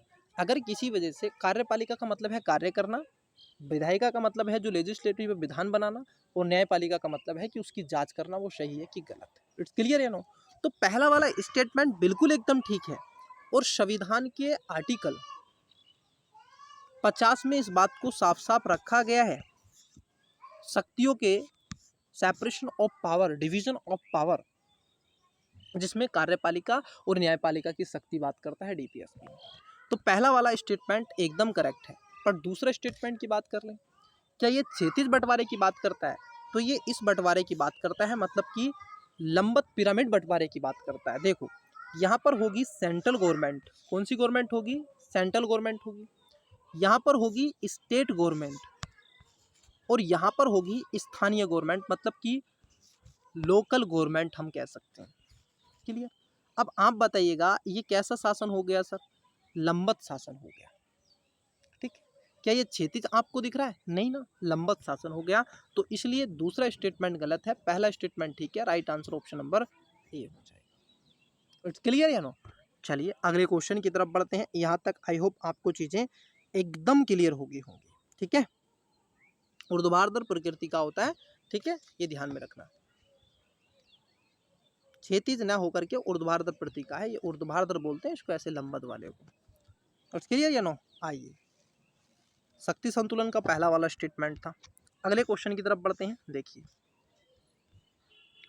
जैसे यहाँ पर आपको ये क्वेश्चन मैंने जानबूझ के रखवाए सर, मैं नहीं चाहता था कि स्टूडेंट्स के साथ में क्वेश्चन कट पेस्ट हो जाए। आपको अगर ये लाइन से कोई दिक्कत आई होप नहीं होती है। देखिए यहाँ पर देकर रखा है निम्नलिखित में से कौन संघीय व्यवस्था की महत्वपूर्ण विशेषताएं हैं। किसके बारे में पूछ रहा है? संघीय व्यवस्था की महत्वपूर्ण विशेषताएं। जो संसदीय आप देखो कि संघात्मक व्यवस्था होती है, दो व्यवस्थाएं होती हैं, एक एकात्मक व्यवस्था होती है और एक संघात्मक व्यवस्था होती है। ठीक है, अब इसमें 4 स्टेटमेंट हैं और यहाँ पर भी आप एलिमेंट मेथड लगाएंगे। जैसे पहला, 2 या अधिक स्तरों वाली सरकार। दूसरा, कानून बनाने, कर वसूलने और प्रशासन का अलग अलग अधिकार क्षेत्र। तीसरा, संविधान द्वारा सरकार के हर स्तर के अस्तित्व और प्राधिकार की गारंटी और सुरक्षा। चौथा, राज्य की सरकार केंद्रीय सरकार के प्रति जवाबदेही है। अब मान लीजिए किसी भी स्टेट की सरकार किसी के प्रति जवाबदेही हो जाए, मतलब कि यहाँ पर मान लीजिए ये केंद्र बैठा हुआ है और इसके नीचे सेंट्रल बैठा हुआ है। यहाँ पर स्टेट गवर्नमेंट बैठी हुई है और यहाँ पर सेंट्रल गवर्नमेंट बैठी हुई है, तो दोनों में अंतर है। अब ये इसके प्रति जवाबदेही होगी तो इससे एकात्मक शासन व्यवस्था होगी, ना कि संघात्मक शासन व्यवस्था होगी। तो ये तो गलत हो गया। जहाँ 4 है उसको कट कर दो, तो आप देखोगे कूट में ए नहीं होने का है, बी आंसर नहीं होने का है, डी आंसर नहीं होने का है, आंसर आपका एक ही बचा कि सी। मतलब कि 1, 2 और 3 इसमें राइट आंसर हो जाएगा। जैसे संघीय सरकार और स्थानीय सरकारों के बारे में विवरण दिया हुआ है। देखो, संघीय सरकार का अपना महत्व होता है, 2 या 2 से अधिक स्तरों वाली सरकार होती है। ऐसा नहीं कि एक ही गवर्नमेंट होगी, उसमें 2 गवर्नमेंट होंगी, 3। जैसे इंडिया है, इंडिया में कितने सारे राजनीतिक दल हैं? 7 ऐसी सेंट्रल पार्टी हैं जो कि वो केंद्र में लोकसभा का इलेक्शन लड़ सकती हैं। ठीक है, उसके साथ साथ अभी उसमें से 2 निकाल दी गई है। देखिए, इसमें 2 या 2 अधिक से स्तरों वाली सरकार होती है, बात एकदम ठीक है। अगर भारत की आप बात कर रहे हैं स्टूडेंट्स, तो भारत को आप देखोगे, भारत इसका बेस्ट उदाहरण है। अब चाइना क्या कहता है? चाइना कहता है हम संघात्मक शासन व्यवस्था पर नहीं, वहाँ पर एक सरकार है सर, वहाँ पर एक सरकार है, उसी के नेता चुन कर के आते हैं, उसी के नेता खड़े होते हैं, वो कहते हैं देखो ये अलग अलग वोट दे रहे हैं कि नहीं, हमें नहीं दे रहे वोट, इसको वोट दे रहे हैं, एक्स को दे रहे हैं, वाई को, बट किसके हैं? है तो एक पार्टी के ही ना वो सांसद जो भी हैं। भारत में संसदात्मक शासन और संघीय शासन व्यवस्था है, क्योंकि यहाँ पर एक से अधिक पार्टी है। आप ना केवल बीजेपी को, कांग्रेस को, बसपा को, कई ऐसी पार्टियाँ, तृणमूल कांग्रेस को, ठीक है, आम आदमी पार्टी को, कई ऐसी पार्टी को आप वोट देते हैं, आपके सामने ऑप्शंस होते हैं। ठीक है, तो इसलिए चीज़ों को ध्यान में रखिएगा। दूसरा स्टेटमेंट भी ठीक है कि कानून बनाने और कर वसूलने प्रशासन का अलग अलग अधिकार होता है। देखो, सेंट्रल गवर्नमेंट के टैक्स अलग हैं, स्टेट गवर्नमेंट के टैक्स अलग हैं। जैसे जीएसटी है, देखो जीएसटी है, मैं आपको जीएसटी बता दूं। जीएसटी खास तौर पर सामान्यतः 3 टाइप की रखते हैं। एक होती है सेंट्रल जीएसटी, ठीक है, सी जीएसटी एक कहते हैं, आप क्या कहते हैं, सी जीएसटी, एक कहते हैं एस जीएसटी, और एक होती है आई जीएसटी। कहते हैं कि नहीं? आप ये कहते हैं कि सर ये आपकी जीएसटी है। यहाँ पर चीज़ें सेंट्रल गवर्नमेंट लगाती है, स्टेट गवर्नमेंट लगाती है और दोनों को बांट दिया जाता है। तो यहाँ पर आप देख रहे हो, अलग अलग देखने के लिए आपको मिलेंगे। उसके साथ साथ ऐसे ही अगर कानून की बात कर लें, उत्तर प्रदेश गवर्नमेंट के पुलिस के कानून अलग हैं और केंद्र सरकार के अलग हैं। जेल का विषय आप देखो किसको दे के रखा है, प्रशासनिक अलग है, वहाँ पे अलग है। तो ये बात एकदम क्या है, आपकी करेक्ट हो जाती है। वहीं तीसरा स्टेटमेंट जो कह रहे हैं कि संविधान द्वारा सरकार के हर स्तर, देखो एक शब्द है, हर स्तर के अस्तित्व का प्राधिकार की गारंटी और सुरक्षा होती है। बिल्कुल ये बात सही है कि संविधान में उस बात को रखा जाता है, उस बात को नोट डाउन किया जाता है और फिर जाकर के वो शक्ति दे दी जाती है। तो इसमें आपको पता होना चाहिए। इट्स क्लियर है नो? आई होप यहाँ तक चीज़ें आपकी क्लियर हो गई होंगी। ठीक है, चलिएगा अगले क्वेश्चन की तरफ बढ़ते हैं। अगला क्वेश्चन देखते हैं क्या है सर। तो इसका आंसर क्या था? सी था। आइए नेक्स्ट क्वेश्चन देखते हैं। नेक्स्ट क्वेश्चन देखते हैं। देखिए क्वेश्चन क्या है। क्वेश्चन है आपका उदारवाद। उदारवाद के संबंध में निम्नलिखित कथनों पर विचार कीजिए। अब 3 स्टेटमेंट हैं। पहला है उदारवादी व्यक्तिगत स्वतंत्रता को समानता जैसे अन्य मूल्यों से अधिक वरीयता देता है। दूसरा है उदारवादी कल्याणकारी राज्य की भूमिका को स्वीकार करते हैं। तीसरा है उदारवाद के अनुसार सामाजिक और आर्थिक असमानताओं को कम करने वाले उपायों की जरूरत है। उपयुक्त कथनों में से कौन सा ये कथन सत्य है? ठीक है, आइए, ऑप्शन नंबर ए केवल 1, बी केवल 2 और 3, सी केवल 1 और 3, डी 1, 2 और 3। बताइएगा करेक्ट आंसर क्या है। वीडियो को पॉज कर लीजिएगा, राइट आंसर बताने का प्रयास कीजिएगा। देखिए, आइए एक एक स्टेटमेंट की तरफ बढ़ते हैं और समझने का प्रयास करते हैं। ठीक है, क्या इसका आंसर निकलेगा? आई होप आपने आंसर दिया होगा। देखिए सर, पहले स्टेटमेंट को पढ़िए। ये कह रहे हैं कि उदारवादी व्यक्ति स्वतंत्रता को समानता जैसे मूल्य अन्य मूल्यों से अधिक मर्यादा देते हैं। बिल्कुल, लिबरलिज्म किसको कहते हैं सर? आप लिबरल हो कि आपके अगर पेरेंट्स लिबरल हैं तो आपकी बात को स्वीकार करेंगे, आपकी बात को मानेंगे भी, सजेशन के तौर पर स्वीकार करेंगे, ठीक है, और अपनी बात भी रखेंगे। जब वो कानून कोई निर्णय लेते हैं तब उनको बोलते हैं लिबरल। वैसे ही उदारवादी व्यक्ति अपना हित, गैर का हित और सबका हित एक साथ देखता है। उसमें खास तौर पर सार्वजनिक हित में ही अपना हित देखता है, उसमें स्वहित नहीं होता है, वो स्वहित की बात नहीं करता है, वो सार्वजनिक हित की बात करता है। उसको उदारवादी व्यक्ति कहते हैं, लिबरलिस्ट मैन उसको कहा जाएगा। ठीक है, तो बात एकदम ठीक है। उदारवादी कल्याणकारी, बिल्कुल इसकी तो बात करेगा ही वो, और किसकी बात करेगा भाई? वेलफेयर स्टेट की बात करेगा कि नहीं करेगा? उसकी बात करेगा, बिल्कुल करेगा। वो चाहेगा कि जो आप देखोगे विकास की मुख्य धारा से वंचित रह गए, पीछे रह गए, उनको भी आगे लाओ। चाहे उनको रिजर्वेशन दो, उनको किसी तरीके से हेल्प दो, उनको कोई एजुकेशन, इथिकल, चाहे उनके इन्वायरमेंटल, चाहे उसको इकोनॉमिकल सपोर्ट करो और उसको आगे लाने का प्रयास करो। ये लिबरलिस्ट एक मैन की बात होती है, गवर्नमेंट की बात होती है। ठीक है, तीसरा स्टेटमेंट भी ठीक है कि उदारवाद के अनुसार आप देखोगे सामाजिक और आर्थिक जो असमानताओं को कम करने के उपायों की बात होती है। मतलब सोसाइटी के अंदर जो इतनी बड़ी गैप हुआ है, एक वर्ग वहाँ पे पहुँच गया और एक वर्ग दिल्ली में है, तो एक वर्ग अभी पश्चिम बंगाल में पड़ा हुआ है, तो वो भी दिल्ली तक पहुँच सके, उसकी पहुँच भी दिल्ली तक हो सके, उसको भी खाने के लिए खाना। उदारवादियों की अपनी डेफिनेशन होती है कि गुणवत्तापूर्ण सभी के लिए होना चाहिए। क्या? खाने के लिए खाना, पीने के लिए पानी, रहने के लिए मकान, चलने के लिए सड़क, सोच के लिए शौचालय, पढ़ने के लिए विद्यालय, स्वास्थ्य के लिए चिकित्सालय और अच्छा एनवायरनमेंट, और पाने के लिए रोजगार, और स्किल्ड व एथिकल डेवलपमेंट उनका होना चाहिए। सभी पर ये अलाउ होता है, उसको हम लिबरलिस्टिक पर्सन बोलते हैं, ह्यूमन बोलते हैं। तो इसका जो राइट आंसर है, क्योंकि सत्य आपसे पूछा गया था और सत्य की हम बात कर लें तो सत्य ऑप्शन नंबर डी। इसमें आप देखोगे 1, 2 एवं 3, मतलब कि इसका राइट आंसर हो जाएगा option number D. It's clear या नो? आइए अगले क्वेश्चन की तरफ बढ़ते हैं। नेक्स्ट क्वेश्चन देखते हैं।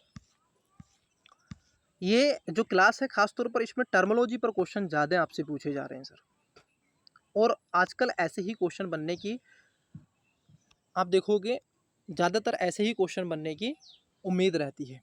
अगला क्वेश्चन है आपका 13वां। निम्नलिखित कथनों पर विचार कीजिए। अब 2 स्टेटमेंट है और मोटा मोटा स्टेटमेंट देख रखा है, डरने की ज़रूरत नहीं है, इजी होगा। देखिए कैसे। पहला है, पुरोहिताई व्यवस्था द्वारा प्रत्यक्ष रूप से शासित राष्ट्र धर्मतांत्रिक राष्ट्र कहलाता था। धर्मतांत्रिक राष्ट्र अपनी श्रेणीबद्धता, उत्पीड़न और दूसरे धार्मिक समूह के सदस्यों को धार्मिक स्वतंत्रता न देने के लिए कुख्यात रहे हैं, ये बात कह रहे हैं। दूसरा है, धर्म और राज्य सत्ता के बीच संबंध विच्छेद धर्मनिरपेक्ष राज्य सत्ता के लिए जरूरी है, मगर केवल यही पर्याप्त नहीं है। धर्मनिरपेक्ष राज्य को ऐसे सिद्धांतों और लक्ष्यों के लिए आवश्यक प्रतिबद्ध होना चाहिए जो अंशतः ही सही गैर धार्मिक स्रोतों से निकलते हों। उपयुक्त कथनों में से कौन सा ये से सत्य है या फिर है? ऑप्शन नंबर ए केवल 1, बी केवल 2, सी 1 और 2 दोनों, डी ना तो 1 नहीं तो। वीडियो को पोस्ट करें, अपने स्तर पर भी पढ़ें और राइट आंसर बताने का प्रयास करें। चलिए एक एक स्टेटमेंट करके आपको बताता हूँ इसका राइट आंसर क्या होगा। वैसे तो इसका राइट आंसर हो जाएगा ऑप्शन नंबर, आप देखोगे सी दोनों। क्यों है सर? आइए अब इसको जान लेते हैं। देखिए, आपने हिस्ट्री पढ़ी है, सभी भाई जितने भी आप स्टूडेंट्स हैं, सारे के सारे स्टूडेंट्स हिस्ट्री के अच्छे स्टूडेंट्स हैं। अब देखना जरा क्या है, स्टेटमेंट को समझना। ये कह रहे हैं पुरोहिताई व्यवस्था द्वारा प्रत्यक्ष रूप से शासित राष्ट्र धार्मिक तंत्र राष्ट्र कहलाता है। ये बात ठीक है एकदम। जो पुरोहिताई राष्ट्र होते हैं वो धार्मिक तंत्र, आप अगर इतिहास में जाओ, पुष्यमित्र शुंग की बात कर लो, उसने, आप शशांक की बात कर लो, एक हिंदू शासक हुआ शशांक, उसने बौद्ध धर्म को देखिए संरक्षण दिया नहीं ना, उसने बौद्ध वृक्षों को जलवाया, मरवाया। ठीक है, दूसरे धर्म से वो क्या रहा, हालांकि हिंदुज्म से सेक्ट और कल्ट के बीच में निकला। ऐसे ही जहाँ पर इस्लामिक धर्म है वहाँ पर आप देखिए, पाकिस्तान को देख लीजिए, आज के पाकिस्तान में हिंदुओं की आप देख लीजिए, बांग्लादेश को देखिए जो हिंसाएं भड़की हैं और उसमें हिंदुओं की कितनी बर्बर हत्याएं हुई हैं। इट्स क्लियर है नो। धार्मिक तंत्र राष्ट्र अपनी श्रेणीबद्धता, उत्पीड़न और दूसरे धार्मिक समूहों के सदस्यों को धर्म स्वतंत्र न देने के कुख्यात रहे हैं। ये बात एकदम ठीक है, वो दूसरे धर्म को गलत और अपने धर्म को सही बताते। अभी आपसे पूछा जाए कि बताइएगा दुनिया में सबसे अच्छा धर्म कौन सा है, तो आप अपने धर्म को अच्छा पूछेंगे, सबसे बुरा कौन सा है तो अपने को नहीं कहने के, दूसरे का बताओगे। ठीक है, तो पहला स्टेटमेंट ठीक है। अब दूसरा स्टेटमेंट को समझिएगा। ये कह रहे हैं कि धर्म और राज्य सत्ता के बीच संबंध विच्छेद धर्मनिरपेक्ष राज्य सत्ता के लिए जरूरी है। बिल्कुल ये वाली बात ठीक है कि आपको सेकुलर स्टेट होना चाहिए, आपको पंथ निरपेक्ष होना चाहिए। पंथ निरपेक्ष की अगर हम बात की जा रही है, मगर केवल यही पर्याप्त नहीं है। धर्मनिरपेक्ष राज्य को ऐसे सिद्धांतों और लक्ष्यों के लिए आवश्यक प्रतिबद्ध होने चाहिए जो अंशतः सही और गैर धार्मिक से निकलते हैं। ये बात एकदम ठीक है, दोनों ठीक है। यहाँ पर एक शब्द आपसे पूछा गया है तो सी इसका राइट आंसर है। मैं उस शब्द को समझा देता हूँ। कई बार यूपीएससी ने ये क्वेश्चन पूछा है। आप देखोगे यहाँ पर एक शब्द है सेकुलर। ठीक है, सेकुलर ये वर्ड है, ये भारतीय संविधान में नहीं था। संविधान सभा ने इस पर विचार विमर्श किया, परंतु जिस देश के अंदर 19,500 भाषाएं बोली जाती हो, जहां पर कदम कदम पर बाणी बदले सो कोस पर पानी वो वाली कहावत कही जाती हो, तो उस देश के अंदर आप देखोगे सेकुलर स्टेट को अपनाना अपने आप में कठिन चुनौती है कि नहीं। तो संविधान सभा ने इस पर विचार विमर्श किया। डॉक्टर अंबेडकर से आर्ग्यूमेंट हुए, कई ऐसे जो उस समय के संविधान निर्माता थे जो पार्टिसिपेट कर रहे थे, वीएन राव ने, उसमें कई व्यक्तियों ने उस पर अपने सुझाव दिए। कुल मिलाकर के आया कि ये भविष्य की रणनीति है, वर्तमान की नहीं, क्योंकि हिंसाएं भड़की हुई हैं और भारत धर्म के आधार पर ही विभाजित हुआ है, हिंदू और मुस्लिम। ठीक है, पाकिस्तान जो बना है, पूर्वी पाकिस्तान हो आज का बांग्लादेश, और उत्तर पश्चिम पाकिस्तान हो आज का पाकिस्तान, तो दोनों ही क्या है, धर्म के आधार पर है। मुस्लिम कम्युनिटी वर्ग वहाँ पर ज़्यादा है और भारत में हिंदू समुदाय ज़्यादा है, तो सेकुलर स्टेट नहीं रखा गया। तो इसको कोई भी स्टेट, ना ही तो धर्म स्टेट क्या दिया, ना ही सेकुलर स्टेट क्या दिया। तो हमारे संविधान के अंदर कहीं भी आप देखोगे धर्मनिरपेक्ष या पंथ निरपेक्ष शब्द नहीं था। एक अमेंडमेंट हुआ 42वां संविधान, इसको 42nd अमेंडमेंट कहते हैं, 1976। अब जब ये हुआ तो इस 6 के माध्यम से, 1976 के माध्यम से, इस अमेंडमेंट के माध्यम से क्या हुआ, संविधान के अंदर आप देखोगे प्रस्तावना में 3 शब्द जोड़े गए। एक जोड़ा गया सोशलिस्ट, सेकुलर और इंटेग्रिटी। इन शब्दों को क्या था, आप देखोगे प्रस्तावना के अंदर स्वीकार कर लिया गया। यूपीएससी ने कई बार इस पर क्वेश्चन पूछा भी है।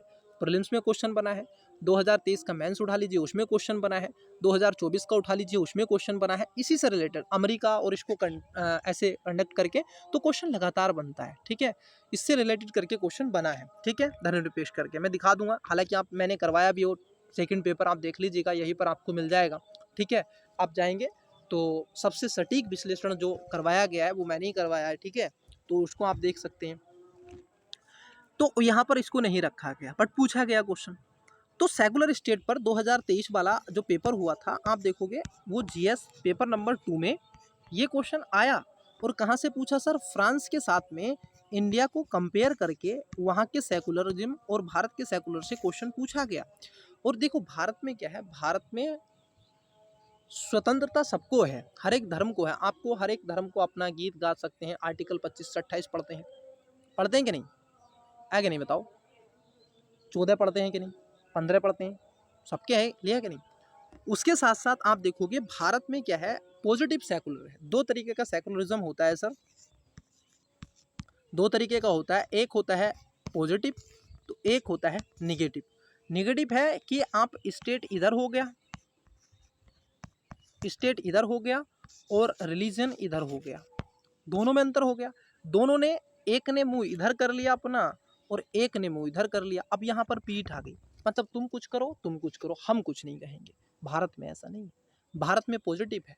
समय रहते हुए भारत की जो सरकार है, भारत का संविधान कहता है कि समय रहते हुए अगर कोई ऐसी सिचुएशन बनती है या फिर ऐसी स्थिति आपको दिखती है जिससे समाज का एक वर्ग प्रभावित होता है, तो उस स्थिति में आपको उस पर बैन लगाना चाहिए। जैसे मैं इसका उदाहरण देता हूँ, कन्या भ्रूण हत्या। भारतीय हिंदू धर्म में कन्या भ्रूण हत्या स्वाभाविक थी, परंतु उसको रोका गया। सती प्रथा आपने देखा होगा, सती प्रथा, उस पर बैन लगाया गया। संविधान में स्वयं कानून बनाया गया उसके लिए। उन सब के अलावा 3 तलाक का मुद्दा, मंदिरों में महिलाओं का प्रवेश, ठीक है, सबरीवाला मंदिर आपने पढ़ा होगा। कई ऐसे इवेंट, कई ऐसे कांड हुए हैं जो एक तरीके से महिलाओं के लिए समान कार्य के लिए समान वेतन, ये समान नागरिक, ये धर्मनिरपेक्ष की बात है, ठीक है, कि एक विशेष वर्ग का ही पंडित पुजारी नहीं होगा, अगर वो योग्यता रखता है वो भी आए, कई चीजें उसमें है। तो धर्मनिरपेक्ष की बात की गई कि 3 तलाक का मुद्दा नहीं होगा, कि तलाक उसको रोका जाए, रोका गया। तो ऐसे काम वो करता रहता है समय रहते हुए, ठीक है। चलिए, तो इसमें दोनों बातें क्या है, आपकी सत्य हैं। अगला क्वेश्चन लेके चलते हैं आगे। देखिए सर, क्वेश्चन क्या है, समझते हैं क्वेश्चन के बारे में। क्वेश्चन है आपका, निम्नलिखित कथनों पर विचार कीजिए। 2 स्टेटमेंट है। पहला, राजनीतिक समानता की आवश्यकता उन बाधाओं को दूर करने के लिए है जिन्हें दूर किए बिना लोगों का सरकार में अपनी बात रखने और उपलब्ध साधनों तक पहुंच संभव नहीं होगी। दूसरा, भारत में समान अवसरों के मद्देनजर एक विशेष समस्या सुविधाओं की कमी की वजह से नहीं, बल्कि कुछ सामाजिक रीति रिवाजों से सामने आती है। उपयुक्त कथनों में से कौन सा ये से सत्य है या फिर है? ऑप्शन नंबर ए केवल 1, बी केवल 2, सी 1 और 2 दोनों, डी ना तो 1 ना ही 2। वीडियो को पॉज कीजिएगा, करेक्ट आंसर बताने का प्रयास कीजिएगा। इसमें पूछा जा रहा है आपसे सत्य है, ठीक है। चलिए, आई होप आपने इसका आंसर बताया होगा। देखिए, इसका राइट आंसर हो जाएगा स्टूडेंट सी, मतलब दोनों बातें इसमें ठीक है। क्यों ठीक है, आइए मैं आपको बताता हूँ। देखिए सर, पहला स्टेटमेंट को समझते हैं। ये कह रहे हैं कि राजनीतिक समानता की आवश्यकता उन बाधाओं को दूर करने के लिए है जो जिन्हें दूर किए बिना लोगों का सरकार में अपनी बात रखने और उपलब्ध संसाधनों तक पहुंच संभव नहीं होगा। बिल्कुल ये वाली बात ठीक है। कई ऐसी मुश्किलें हैं, आपने देखा होगा, लोगों के सामने आती हैं तो उनको सरकार उपलब्ध नहीं करवा पाती है, इस तरीके का उपयोग नहीं किया जाएगा। तो ये बातें एकदम करेक्ट है। दूसरे स्टेटमेंट की आप देखोगे कि समान अवसर हैं, भारत में समान अवसरों के मद्देनजर एक विशेष समस्या सुविधाओं की कमी की वजह से नहीं है, लेकिन एक नहीं है, और बल्कि कुछ सामाजिक रीति रिवाजों से सामने आती है। कुछ ऐसे विशेष पद हैं कि उस पर यही व्यक्ति होगा, ये व्यक्ति नहीं होगा। जैसे ग्रुप डी की अगर हम जॉब की बात कर लें या फिर सफाई कर्मी की जॉब की बात कर लें, तो आपको जनरल कैटेगरी से कुछ सामान्य वर्ग, सॉरी मैं किसी वर्ग को टारगेट नहीं कर रहा हूँ, परंतु ये ऐसा समाज में एक कुरूरती है, बनी हुई है। आप देखोगे एक एक्स वर्ग के व्यक्ति उस काम को नहीं करेंगे। एक एक्स वर्ग के व्यक्ति, जैसे आपने देखा होगा साफ सफाई का काम, शहरों में नालियों में, नालों में सर कौन बढ़ता है? एक विशेष कैटेगरी के वर्ग के व्यक्ति होते हैं। जैसे आप देखोगे जो मेड होते हैं ज़्यादातर, जैसे होम में, शहरों में, वो एक विशेष वर्ग के व्यक्ति काम करते हैं। साफ सफाई, आपका टॉयलेट जो साफ कर रहा है वो विशेष वर्ग का व्यक्ति होगा, ठीक है। समझ पा रहे हैं कि नहीं? मैं हिंट्स कर रहा हूँ, मैं किसी का नाम नहीं ले रहा हूँ, लेकिन एक्स पर्सन करके मैं बोल रहा हूँ ताकि किसी को कोई बात बुरी ना लगे। ये बात एकदम सही है सर। कुछ कुरीतियाँ हैं समाज के अंदर जो विभिन्न प्रकार के आप देखोगे काम नहीं करने देती हैं, पाबंदी हो जाती है, उन्हें उच्च शिक्षा प्राप्त करने से भी हतोत्साहित किया जाता है। ऐसे मामले राज्य की महत्वपूर्ण भूमिका में देखे जाते हैं। कई जगह विशेष वर्ग के व्यक्ति को पीट दिया जाता है, मार दिया जाता है। जैसे मैं अब बता रहा हूँ तो उसको खुल के बता दें, क्योंकि वो इवेंट हुआ, वो सॉरी ऐसी दुर्घटना हुई, इवेंट नहीं बोलेंगे, ऐसी दुर्घटना हुई, इंसिडेंट हुआ भारत के अंदर, राजस्थान में, अभी 2000 समथिंग 22 में था, हाँ 21-22 में, एक दलित वर्ग के बच्चे को क्या कर दिया गया, पीट पीट के, आप देखो इतना पीटा, मार दिया गया स्कूल के मास्टर ने, जो कि अध्यापक है, टीचर है, जो गुरु कहने लायक होते हैं शिक्षा के, और आप पीट रहे हैं उसको। केवल उसने क्या गलती की थी, उसने, आप देखोगे पानी का घड़ा छू दिया था। मतलब कि इतना अनटचेबिलिटी, एक शिक्षक होने के नाते जरा समझ लो तो क्या मानसिकता है, उससे आइडियोलॉजी समझिए, तो उसके घर में क्या होता होगा, समाज में किस तरीके का द्वंद्व फैलाएगा, बच्चों को वो क्या शिक्षा देगा। ऐसे शिक्षक को नहीं लेना चाहिए। वास्तव में भारत में एक कमी है, जो एजुकेशन सिस्टम में बहुत बड़ी कमी है ये भी, उनको इथिकल ट्रेनिंग नहीं दी जाती है। सबसे बड़ी ये है कि किस बच्चे के साथ कैसा बिहेवियर आपको करना चाहिए। कई बार बच्चे आप देखोगे एक टारगेट, एक विशेष वर्ग के व्यक्ति को डाकू कह देते थे, सुअर कह देते थे, मतलब विभिन्न प्रकार के शब्दों से आतंकवादी घोषित कर देते थे उनको। आतंकवादी है ये तो उग्रवादी हो रहा है, ये आतंकवादी बच्चा है, ऐसे क्लास में उसका मजाक बना दिया। अब बच्चे ने गिल्टी फील हो गई, कुछ सुसाइड कर ले या फिर ना आए स्कूल तो डिमोटिवेट हो गया, जबकि अध्यापक का बड़ा प्रेम से स्नेह से सामने आना होता है बच्चे के समक्ष। ये बहुत बड़ी समस्याएं हैं सर भारत की एजुकेशन सिस्टम में। तो दोनों यहाँ पर स्टेटमेंट ठीक है, बात एकदम सही है, मतलब किसी आंसर हो जाएगा। अगले क्वेश्चन की तरफ बढ़ते हैं, आइए अगला क्वेश्चन देखते हैं। देखिए क्वेश्चन क्या है सर, क्वेश्चन है आपसे जो पूछा जा रहा है, ये कह रहे हैं निम्नलिखित कथनों पर विचार कीजिए। ठीक है, 3 स्टेटमेंट है। पहला, उदारवादियों का मानना है कि राजनीतिक, आर्थिक और सामाजिक असमानताएं एक दूसरे से अनिवार्यता जुड़ी होती हैं। दूसरा, समाजवादियों के अनुसार लोकतंत्र राजनीतिक समानता प्रदान करने में मददगार हो सकता है, लेकिन सामाजिक भिन्नताओं और आर्थिक असमानताओं के साधन के लिए विविध रणनीतियों की खोज करना भी जरूरी है। तीसरा है, उदारवादियों के लिए असमानता अपने आप में समस्या नहीं है, बल्कि वे केवल ऐसी अन्यायी है और गहरी असमानताओं को सही समस्या मानते हैं जो लोगों को उनकी वैयक्तिक क्षमताएं विकसित करने से रोकती हैं। उपयुक्त कथनों में से कौन सा ये से सही है या फिर है? ऑप्शन नंबर ए केवल 1 और 2, बी केवल 2 और 3, सी केवल 2 और डी केवल 3। वीडियो को पॉज करें, इसका राइट आंसर बताने का प्रयास करें। इसका करेक्ट आंसर क्या होगा? सत्य आपसे पूछा है, उसको आपको बताना है। ठीक है, देखिए सर क्या करना है आपको, सत्य बताना है सर। आइए, आई होप आपने इसका राइट आंसर बताया होगा। अब मैं पहले इसका राइट आंसर बता देता हूँ। इसका आंसर है डी।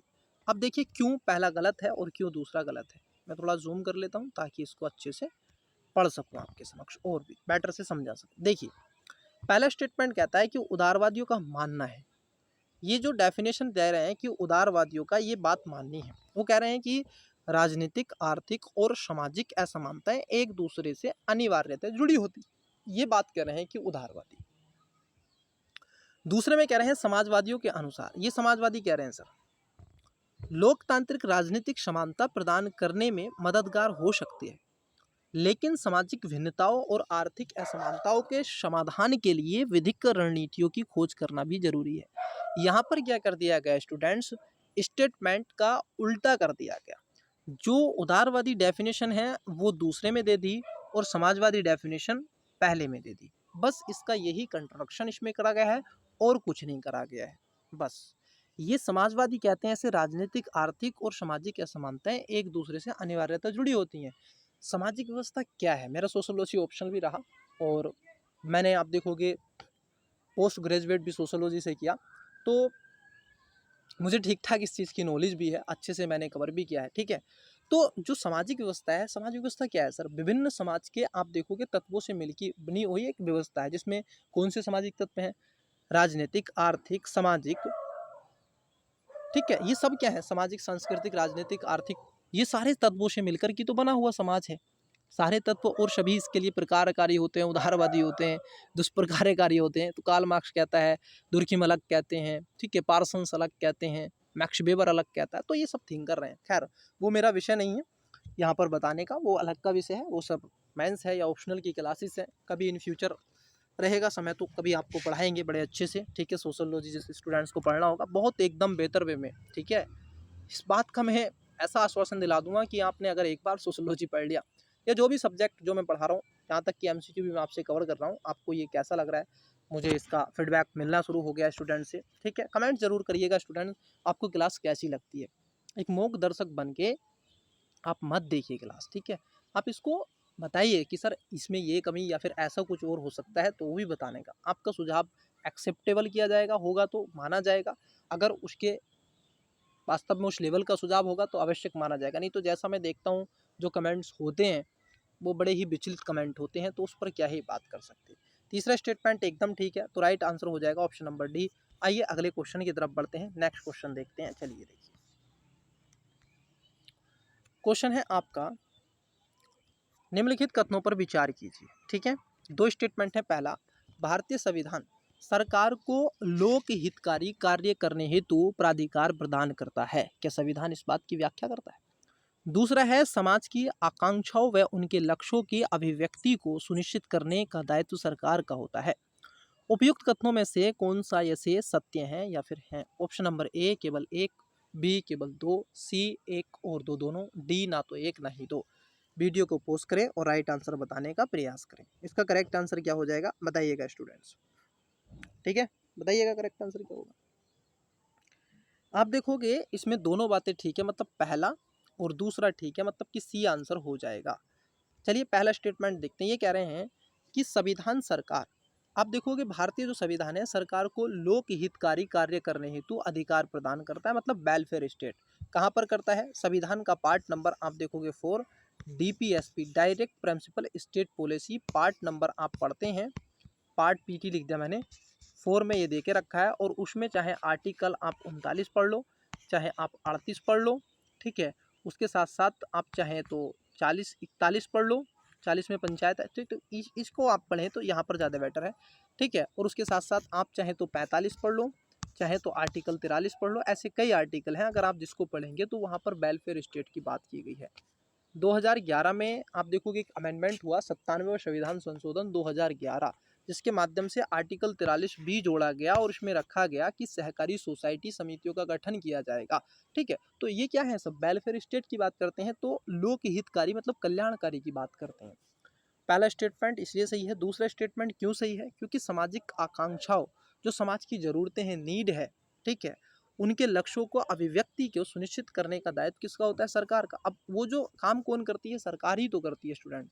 विभिन्न प्रकार की वेलफेयर स्टेट पॉलिसी बनाएगी, चाहे वो आप देखोगे नेशनल फूड सिक्योरिटी एक्ट हो, प्रधानमंत्री गरीब कल्याण अन्न योजना हो, उनके साथ साथ महिलाओं के लिए कोई स्कीम हो, छात्रवृत्ति कोई स्कीम हो, या फिर किसानों के लिए कोई स्कीम हो, किसी भी वेलफेयर स्टेट को लेकर के जो स्कीम बनाती है, आवास योजना, उज्ज्वला योजना, विभिन्न प्रकार की स्कीम चलाई जा रही हैं, सब्सिडी विभिन्न प्रकार की मिल रही है। तो इसमें सी आंसर हो जाएगा। अगले क्वेश्चन की तरफ बढ़ते हैं। आइए, क्वेश्चन बहुत हैं स्टूडेंट्स, ये मुझे वास्तव में पता चल गया इस क्लास का देख करके, ठीक है। देखिएगा सर, सबसे पहले क्वेश्चन देख लेते हैं, कथन कारण वाला क्वेश्चन है और इसको मोस्ट कर लीजिएगा। ऐसे क्वेश्चन आपको मिलेंगे अगर आप पीसीएस या फिर यूपीएससी का एग्जाम दे रहे हैं, और दे रहे हैं स्टूडेंट्स, जो स्टूडेंट्स इस क्लास को देख रहा है तो उसका मूलभूत उद्देश्य क्या है, क्यों आप फॉलो कर रहे हैं, क्योंकि सर आपको एग्जाम देना है और कलेक्टर बनना है। इन फ्यूचर आप भविष्य के आईएएस और आईपीएस अधिकारी हैं, ये आप अपने दिमाग में डाल लीजिएगा। देखिए स्टूडेंट्स, आप कुछ भी करें परंतु अपना टारगेट जरूर बना के रखें, ठीक है, कि मुझे सर की क्लास लेनी है और इतने एमसीक्यू करने हैं। MCQ practice is the key of success, ये ध्यान में रखना है। सफलता की कुंजी है सर प्रैक्टिस। अगर एमसीक्यू कहीं भी आप करें, किसी भी प्लेटफॉर्म पे करें, जहाँ पर आपको बेटर लगे वहाँ करें, लेकिन आप करें, ये बहुत ज़रूरी होता है। देखिए, रिवाइज आप करते रह जाएंगे लेकिन प्रैक्टिस नहीं करेंगे तो आपका स्कोर डाउन हो जाएगा। देखिएगा सर, पहला कथन दे के रखा है। देखो, कथन कारण वाले की अगर हम बात कर लें तो जो कारण होता है ना, वो बेस होता है कथन का, और उसका डिसाइड करता है कि ये इसकी सही व्याख्या है या नहीं, ठीक है। आइए देखते हैं, जैसे मैं पढ़ता हूँ ऐसे आप पढ़िएगा। कठोर संविधान परिवर्तन के दबाव में नष्ट हो जाते हैं, और यदि संविधान अत्यधिक लचीला हो तो वह समाज की सुरक्षा और पहचान नहीं दे पाएगा। क्योंकि, या विकोज करके इंग्लिश वाले विकोज करके पढ़ें और हिंदी वाले पढ़ते हैं क्योंकि। क्योंकि कारण है आर, सफल संविधान प्रमुख मूल्यों की रक्षा करने और नई परिस्थितियों के अनुसार स्वयं को ढालने में संतुलन रखते हैं। क्या ये वाली बात ठीक है? क्या इसकी ये सही व्याख्या करता है? जरा बताइएगा, ये सही व्याख्या करता है या नहीं करता है? देखिए सर, यहाँ पर दोनों स्टेटमेंट आपके ठीक हैं, परंतु इसकी सही व्याख्या नहीं करता है कि अत्यधिक लचीला हो या फिर अगर वो परिवर्तन के साथ हो रहा है तो ऐसा नहीं। बातें दोनों ठीक हैं, तो इसका जो आंसर हो जाएगा आप देखोगे ऑप्शन ए कहता है ए और आर दोनों सही हैं तथा आर ए की सही व्याख्या करता है। बी, ए आर दोनों सही हैं तथा आर ए की सही व्याख्या नहीं करता है। सी, ए सही है परंतु आर गलत है। डी, आर गलत है परंतु ए गलत है परंतु आर सही है। तो राइट आंसर क्या है? बी। इसमें दोनों बातें सही हैं। आप देखोगे अत्यधिक लचीला संविधान भी क्या है, हानिकारक होता है, क्योंकि वो समाज में परिवर्तन नहीं ला पाता है या फिर उसके परिवर्तन के साथ नहीं बदल पाता है, या इतना बदल जाता है कि परिस्थिति भूल जाता है। कठोर दबाव में आप देखोगे नष्ट ही होता है, बात ठीक है। आप परिवर्तन समाज कह रहा है कि ऐसी होनी चाहिए, लेकिन आप कानून बना रहे हैं समाज के विपरीत, तो वो तो संविधान तो नष्ट हो गई। दूसरा एकदम ठीक है कि सफल संविधान की प्रमुख आप देखोगे ये विशेषताएं हैं कि रक्षा करने और नई परिस्थितियों के अनुसार स्वयं को ढालता है। मतलब भारतीय संविधान एक तरीके से लचीला और कठोर संविधान का मिश्रण है। मतलब दूसरा जो स्टेटमेंट, कारण वाला जो स्टेटमेंट है, आप देखोगे ये जो कारण वाला स्टेटमेंट है ये भारतीय संविधान पे पूर्ण रूप से फॉलो होता है। जब ज़रूरत होती है हमें तो हम क्या करते हैं, एक अमेंडमेंट लेकर के आते हैं और वहाँ पर चीज़ें डाल देते हैं। इट्स क्लियर या नो? डालते कि नहीं? आप देखो कि जैसे यूनिफॉर्म सिविल कोड की बात हो रही है, इन फ्यूचर ये लाया ही जाएगा, ये बाध्यता है। ठीक है, 3 तलाक का मुद्दा लाया गया सर। तो ऐसे बहुत सारे कानून हैं सर, काल समय परिस्थिति के अनुसार चीज़ें बदलती हैं। एथिक्स में ये फार्मूला याद करके रख लो, ठीक है, तो आपको बहुत ज़्यादा फ़ायदा होगा। चलिए अगला क्वेश्चन देखते हैं। ठीक है, अगला क्वेश्चन देखते हैं सर क्या है। देखिए अगले क्वेश्चन पे आइए। क्वेश्चन है आपका, अध्यक्षात्मक शासन प्रणाली के संदर्भ में निम्नलिखित कथनों पर विचार कीजिए। ठीक है, अब यहाँ पर 4 स्टेटमेंट हैं, जितने ज़्यादा स्टेटमेंट उतना इजी क्वेश्चन। कैसे सर? आइए। इसमें राष्ट्रपति राष्ट्र का प्रमुख होता है। दूसरा, इसमें राष्ट्रपति सरकार का प्रमुख होता है। तीसरा, इसमें राष्ट्रपति का चुनाव आमतौर पर प्रत्यक्ष मतदान के द्वारा होता है। चौथा, इसमें राष्ट्रपति विधायिका के प्रति जवाबदेही नहीं होता है। कह रहे हैं उपयुक्त कथनों में से कौन सा ये से सत्य है या फिर है? ऑप्शन नंबर ए केवल 1, बी केवल 1, 3 और 4, सी केवल 3 और 4, डी उपयुक्त सभी। बताइएगा इसका राइट आंसर क्या हो जाएगा। बहुत बढ़िया क्वेश्चन है, बहुत बढ़िया क्वेश्चन है। आप चाहें तो इसमें एलिमेंट मेथड लगा लीजिए, जो लगाना है वो लगा लीजिए, आंसर मुझे बता के दीजिए। इसका आंसर मैं नहीं बताऊंगा। क्यों नहीं बताऊंगा? इसका एक रीज़न है, क्योंकि इस पर मैं अब तक 2 क्वेश्चन आपसे करवा चुका हूं और समझा भी चुका हूं। तो इसका आंसर वही स्टूडेंट्स ज़्यादा दे पाएंगे जो सीरियस एस्पिरेंट्स होंगे। ठीक है, जिनको 2025 देना है, जिनको 2026 देना, वो स्टूडेंट्स इसको बता पाएंगे। 27-28 वाले थोड़ा सा रखेंगे, लेकिन 25-26 वाले स्टूडेंट्स 100% इसका आंसर देंगे। 25 वाले तो देंगे क्योंकि उनकी तैयारी बहुत लेवल की होगी। तो इसका आंसर आप कमेंट्स करेंगे। अगले क्वेश्चन की तरफ बढ़ता हूँ। चलिए देखिए अगला क्वेश्चन क्या है। क्वेश्चन है आपका, संसदीय शासन व्यवस्था के संदर्भ में निम्नलिखित बिंदुओं पर विचार कीजिए। 3 स्टेटमेंट है। पहला, इस व्यवस्था में आमतौर पर प्रधानमंत्री सरकार का प्रमुख होता है। दूसरा, प्रधानमंत्री विधायिका में बहुमत वाले दल का नेता होता है।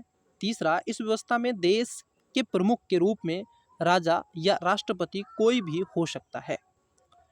उपयुक्त कथनों में से कौन सा ये से सत्य है या फिर है? ऑप्शन नंबर ए केवल 1, बी केवल 2 और 3, सी केवल 3, डी उपयुक्त सभी। बताइएगा इसका राइट आंसर क्या हो जाएगा।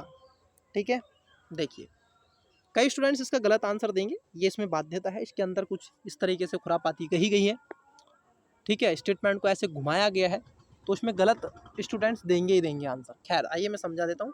इसका आंसर है स्टूडेंट, आइए निकालते हैं आंसर। देखिए कैसे, संसदीय शासन व्यवस्था दे के रखी है। इस व्यवस्था में आमतौर पर प्रधानमंत्री सरकार का प्रमुख होता है। सही बात है। संसदीय व्यवस्था में भारत में आप देखोगे 2 व्यवस्थाएं हैं। एक होती है नाम मात्र की शक्ति, एक होती है कार्यपालिका, जो वास्तविक शक्ति है। वास्तविक शक्ति प्रधानमंत्री के हाथ में होती है और नाम मात्र की शक्ति राष्ट्रपति के हाथ में होती है। पहला स्टेटमेंट इसलिए सही हो जाता है।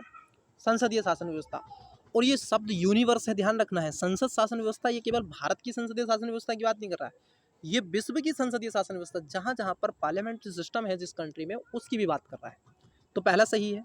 दूसरा है प्रधानमंत्री विधायिका में बहुमत वाले दल से बिल्कुल नेता होता है। भाई हारे हुए दल का होगा, जीते हुए दल का होगा? जीते हुए दल का होगा यार। हारे हुए दल का कैसे बन जाएगा बताओ?